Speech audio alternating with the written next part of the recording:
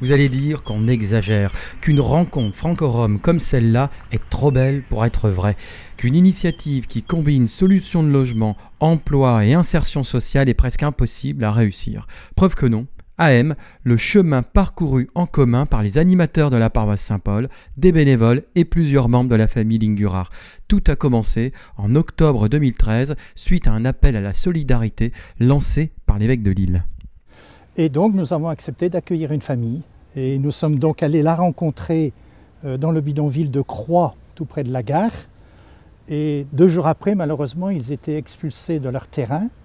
Et donc nous les avons transférés ici dans les jours qui ont suivi. Et les paroissiens de l'église, qui sont très gentils avec nous, avec mes enfants, parce qu'ils ont fait beaucoup de choses pour nous depuis un an et demi. Ils ont mis mes enfants à l'école, ils ont trouvé un travail pour mon mari. C'est un miracle pour moi et pour mes enfants. Et où est-ce que vous avez appris à parler français comme vous parlez? Et ça, c'est aussi grâce à Mission Michel, parce que j'ai fait 4 jours par semaine les cours de français, et mon mari aussi. Et comme ça, on comprend un peu mieux le français, et pour parler aussi, et lire, écrire aussi un peu. Dès le départ, l'intention était pas simplement de les aider, entre guillemets, c'était vraiment l'intuition de ne pas seulement les aider, mais de pouvoir les insérer pleinement dans la société française. L'équipe émoise a eu recours au CESU, le chèque emploi-service universel. Des particuliers ont fourni 60 heures de travail à Christian chaque mois pendant 6 mois, lui ouvrant des droits et lui permettant ensuite d'accéder à un CDD. Les travaux, la peinture, première fois ici, le jardin, pour couper du arbre, pour couper les branches, tout ça. Et après, faire la glisse, la peinture, le tuyau, tout ça. C'était les bénévoles et les paroissiens qui vous rémunéraient? Oui, exactement, c'est la paroisse et le bénévole. Et après, vous avez trouvé un autre contrat au Resto du Cœur? Oui. Qu'est-ce que vous faites au Resto du Cœur? Le jardin, toujours le jardin, et fait tout ça, cultiver du légumes, du carreau, du paro, du pommes de terre, tout ça, du légumes, du salade, et tout. Même s'il constitue une première étape, vous diriez qu'un travail en CESU est un vrai travail? Oui, c'est un vrai travail. Et pour eux, c'est aussi une première expérience de relation employeur-salarié. C'est pas pareil que de faire de la ferraille, c'est pas pareil que d'être dans une relation d'échange de services.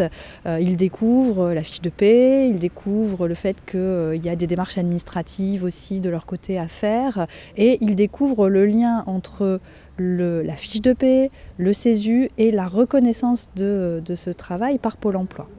Le parcours ne s'arrête pas là.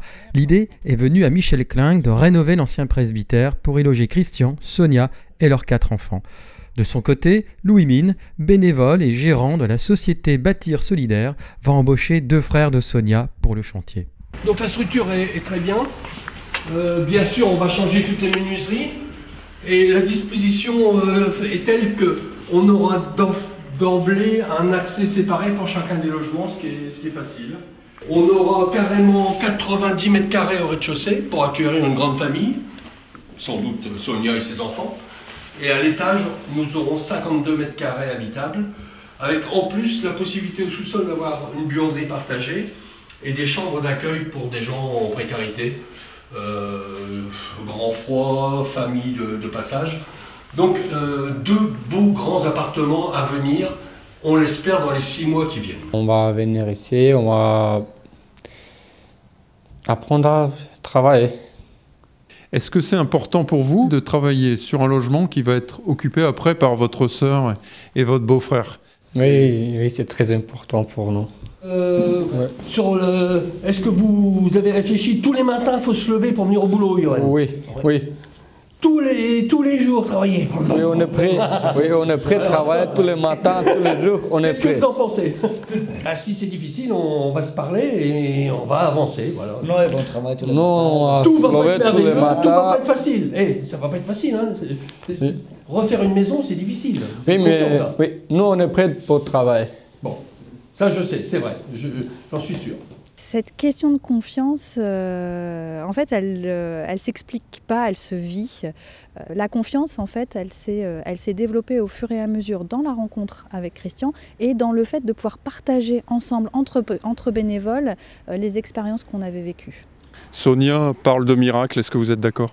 C'est un petit peu un miracle quand même, un miracle qui a un peu provoqué. Le ciment du miracle, c'est un peu d'argent et beaucoup d'amitié.